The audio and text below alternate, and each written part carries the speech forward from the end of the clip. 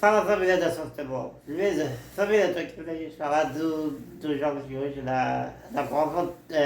Vou começar falando do grupo D aqui, que é o grupo da França. E vou te falar que o jogo da França em si me surpreendeu muito. A Tunísia, né, que enfrentou a França hoje e teve uma postura muito mais interessada, né, na partida do time da Tunísia do que da França. Então, assim, a França muito amorosa na partida, muito desinteresse assim, dos seus jogadores e até surpreendente, porque era um time todo reserva, né? E assim, na ideia que a gente tem é que os reservas eles vão querer jogar, eles vão querer mostrar serviço para tentar, né, pegar uma vaga ali no time titular, mas foi totalmente oposto.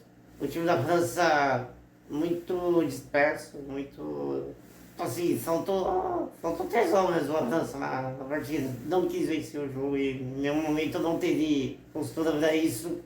E no segundo tempo, basicamente ali aos 18 minutos do segundo tempo, o Cassidy consegue uma arrancada incrível praticamente ali do meio de campo até o ataque e até a área da França, finaliza da entrada da área, meio que de feito, mas a bola acaba pegando mesmo no bico da chuteira dele ali e ele mata completamente o goleiro da França, um não andar da jogada e faz um belíssimo gol.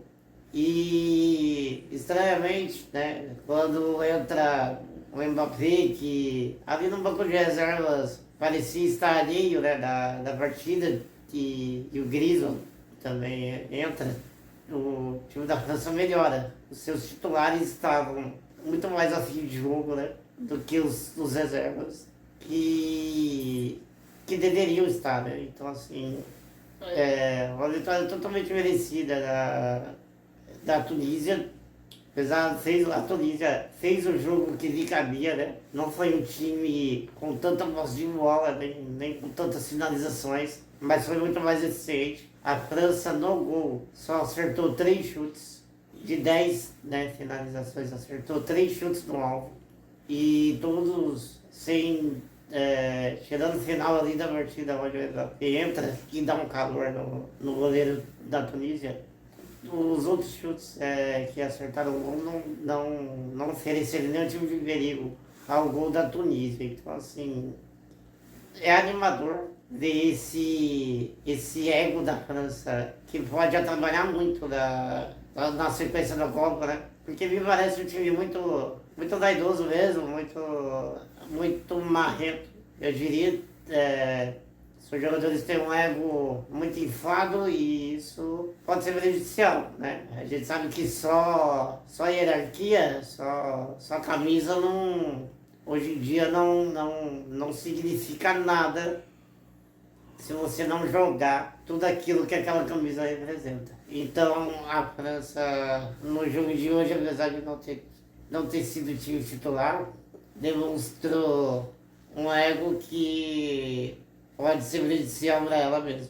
Vamos falar agora da outra partida do grupo D, que foi Austrália e Dinamarca. E outro jogo assim, que eu esperava muito mais da Dinamarca do que da Austrália, e a Austrália vai lá e surpreende, né? O leque também no segundo tempo ali, por volta dos 20 minutos.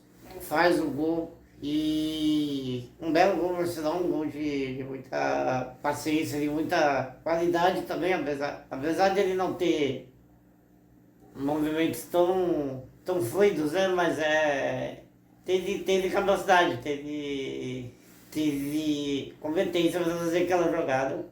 E a Austrália teve o jogo, apesar de ter tido muito menos posse de bola, até porque a Dinamarca no segundo tempo ficou tentando buscar o resultado do time todo. Mas o time da Dinamarca se mostrou muito limitado, pelo menos na Copa.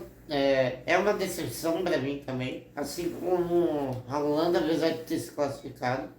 Então assim, a Dinamarca produziu muito pouco na Copa, não venceu nenhuma partida, né, e empatou com a Tunísia e perdeu para a França e agora perde para a Austrália. Que teoricamente a Austrália seria o adversário menos qualificado do grupo, né? Mas consegue se classificar em segundo lugar. E com muitos méritos, porque fez partidas muito boas contra a Tunísia e agora contra a Dinamarca e mereceu o segundo lugar do grupo. E até contra a França, a Austrália saiu na frente, né? Então mostra um poder de finalização importante na Copa, principalmente agora nessa segunda fase. A gente sabe que um time que consegue marcar gols, né, já sai com a moral mais elevada para as oitavas de final, porque é muito importante você sempre tá mordendo ali seu adversário. E a Austrália vem fazendo isso. E a Dinamarca é decepcionante, assim, sem padrão, o jogo não conseguiu fazer com que o jogo do Eriksen aparecesse na Copa do Mundo, né? A gente esperava muito mais. Eu, pelo menos, esperava muito mais da Dinamarca e acabou não acontecendo. A Dinamarca fica fora aí fica em último lugar do seu grupo, do grupo dele, sem ter vencido nenhuma partida.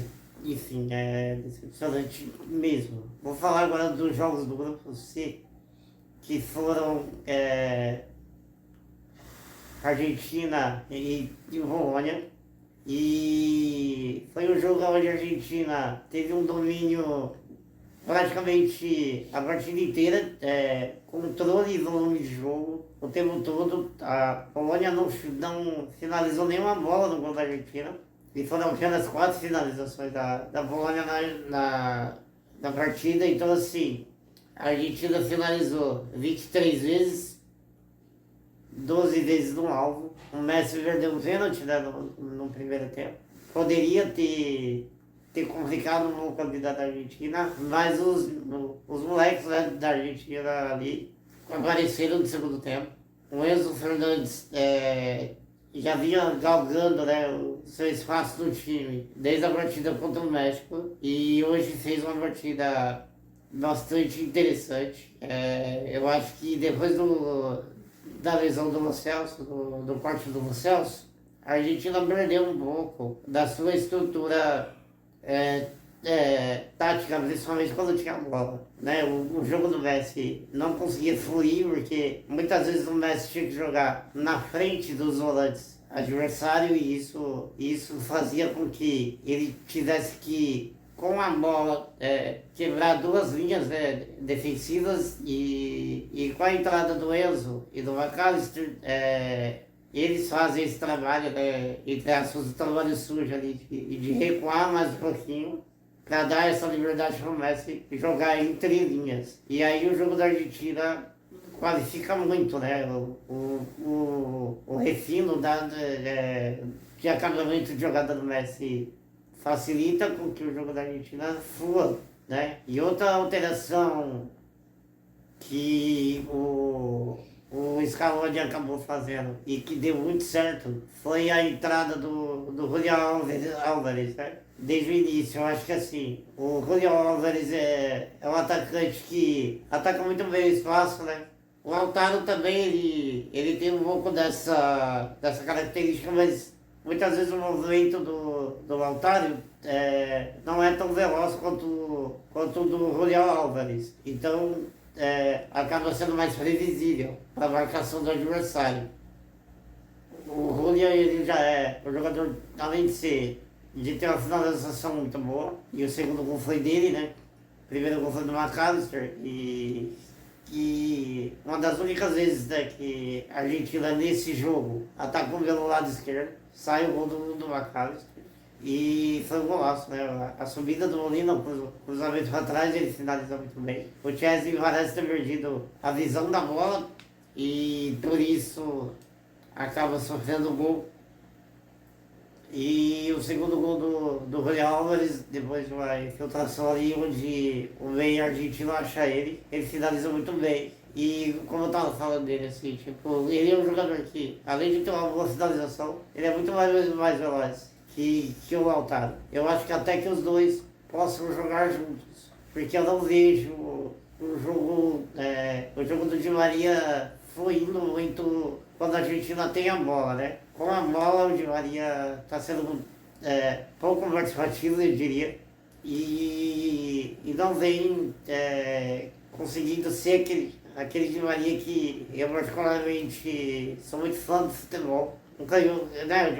Aquele jogador canhoto habilidoso, o tapa de trivela dele é uma das coisas mais plásticas que eu já vi no futebol. Então assim, eu acho um jogador bastante interessante tecnicamente, mas não vem conseguindo ser tão decisivo como já foi outras vezes, quando está com a bola, né? Movimentação ele tem bastante, com a bola a movimentação dele está reduzida, até porque ele já é um jogador veterano, né? Então assim, ele não consegue ter a mesma mudança de direção que ele tinha há tempos atrás. Mas ainda é um jogador que me agrada bastante. Mas assim, eu acho que o Lautaro poderia jogar no lugar do Di Maria, junto com o Julián Álvares, até para dar mais dinâmica no ataque da Argentina, mais mobilidade também. Eu acho que os dois juntos ali eles poderiam revezar, né, entre a posição de centroavante. E eu acho que o jogo da Argentina fluiria mais dessa maneira. E é isso, eu acho que o Messi, apesar de ter perdido o pênalti, não fez uma partida ruim. A gente tem que levar em consideração que o Messi tem 35 anos, né? Então ele não vai. Ele já não era, mesmo jovem, um jogador que toda hora estava participando do jogo, né? Ele muitas vezes em 2, 3 lances ele resolvia a partida, e isso vai ser menos frequente, eu acredito, com a idade que ele tem hoje em dia e com tanto. Ele vai participar menos ainda da partida, mas quando ele participar, ele sempre vai qualificar o passe, vai dar uma finalização incrível, assim, que é um jogador fora de série, né? E do lado da Bolonha, assim, um time limitadíssimo, um time que não tem nenhum padrão de jogo, eu diria. É bola esticada para tentar achar o Lewandowski o tempo todo e assim, é triste até ver o Lewandowski tão sozinho nesse time da Polônia, né? Ele poderia ter sido muito mais decisivo do que está sendo já, né? Porque no jogo da Arábia Saudita a Polônia só venceu, na minha opinião, porque tinha o Lewandowski. Então assim, eu não vejo o time da Polônia com nenhuma possibilidade no momento de passar pela França, porque nem deveria. Eu acho que assim, foi um acidente de percurso a Polônia ter se classificado em segundo lugar desse grupo, né? Foi muito pelo que o México deixou de fazer, e a gente vai falar dessa partida agora, né? México e Arábia Saudita. E o México assim, venceu a partida por 2-1, teve muito volume de jogo, finalizou 26 vezes, 11 finalizações no alvo, e mesmo assim não conseguiu o resultado que precisava para sair classificado do grupo, né? Precisava de vencer por 2 gols de diferença, não conseguiu isso. A Argentina com 2-0 estava ajudando muito o México, mas o México não conseguiu fazer a parte dele, assim como não conseguiu fazer durante toda a Copa do Mundo, né? Principalmente contra a Bolônia. Eu achei que o time do México aceitou muito cedo o empate, né? E assim, você já tinha um fator positivo que foi a perda do pênalti do Lewandowski, né? Então assim, o México nessa partida contra a Arábia Saudita fez tudo aquilo que deveria ter feito nos 2 primeiros jogos. Principalmente eu acho que contra a Argentina também. O México poderia ter dado muito mais do que deu ali na partida. Foi muito amoroso também, aceitou muito o jogo ofensivo da Argentina, que também não estava encaixando, porque o Messi estava muito longe do gol. Quando ele chega perto do gol, ele acerta aquele chute, né? Que tira qualquer possibilidade do México de tentar alguma coisa a mais na partida, porque a partir do gol a Argentina melhora muito. E chegou o segundo gol com o Enzo Fernandes. E assim, a Arábia Saudita também, vou te falar que o jogo que eles fizeram contra a Argentina não conseguiram repetir, né? Principalmente hoje contra o México. E contra a Polônia eu achei, de uma certa forma, a gente sabe que não tem justiça no futebol, mas eu achei que a Arábia era um time muito mais propositivo contra a Polônia do que foi hoje, né? Eu esperava mais da Arábia nessa partida contra o México, eu esperava um jogo mais de igual para igual. E isso não aconteceu, às vezes, a da Arábia ter finalizado 10 vezes, apenas 2 chutes no alvo do México. E chutes tranquilos assim pro Ochoa, né? A posse de bola da Arábia também foi bem inferior à do México e trocou praticamente 200 passes ali, 260 passes a menos do que o México. Então, o México, apesar de ter merecido a vitória de hoje, realmente não jogou essa primeira fase para merecer a classificação. E isso aliado ao que a Polônia não fez também na fase de grupos, classifica a Polônia, né? E assim, na minha opinião, está classificando o time, em segundo lugar, né? O time menos qualificado do grupo. Eu vi a Arábia Saudita e tanto o México produzir muito mais do que a Polônia produziu. Ontem eu estava falando, né, de estratégia e tudo mais. E a gente vê que o imponderável ainda acontece no futebol, né? Por mais que os times estão cada vez mais buscando estratégias e modelos de jogo, às vezes a justiça ela não vai ser soberana no futebol e faz parte. Por isso que esse jogo é tão fantástico e tão, assim, atrai tanta gente, porque realmente pode acontecer de tudo, né? Que esse grupo da Argentina mostrou isso. Bom, família, é isso, tá bom? O vídeo vai ficando por aqui. Peço que vocês se inscrevam no canal, assistam o vídeo até o final, é muito importante. E compartilhem o vídeo, continuem comentando, que eu sempre que eu puder vou estar interagindo com vocês. E é isso, eu vou deixar meu Instagram aqui na descrição, junto com o link do meu outro canal, mas vai aparecer aqui na tela também, tá bom? Valeu!